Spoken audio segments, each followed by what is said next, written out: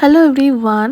সন্দেশের জন্মদিন ছিল জানুয়ারি মাসে, কিন্তু জানুয়ারি মাসে আমি মূলে একটুও টাইম পাইনি ভিডিওগুলো এডিট করার। ব্যস্ততার মধ্যে দিয়ে কেটেছে, এখনো কাটছে, যেহেতু সন্দেশ নতুন নতুন স্কুলে যাচ্ছে। আমাকে বেশিরভাগ টাইমটা ওর সাথে ওর স্কুলে কাটাতে হচ্ছে। তো ওর এই স্কুল জার্নিটা নয় অন্য কোনো ভিডিওতে শেয়ার করব। আজকে চলো রাত 12টায় যে সেলিব্রেশন হলো তার কিছু কথা বলি। প্রতি বছরই জন্মদিনের আগের দিনের রাত 12টার সময় আমরা কিছুই তেমন করি না।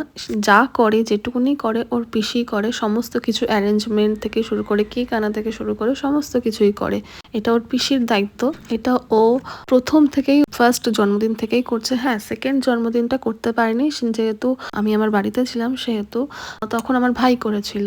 সন্দেশের জন্মদিনটা আমাদের সকলের কাছেই ভীষণ একটা স্পেশাল দিন। আমরা সকলেই ওয়েট করে থাকি জানুয়ারি মাস পড়লেই যে সন্দেশের বার্থডে আসছে, আমরা এইভাবে সেলিব্রেট করবো, ওইভাবে করব।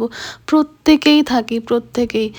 ওর ছোট ছোট পিসিরা ওর জন্য সেদিনকে অনেক রাত পর্যন্ত জেগে থাকে, প্রায় 2টো বেজে যায়।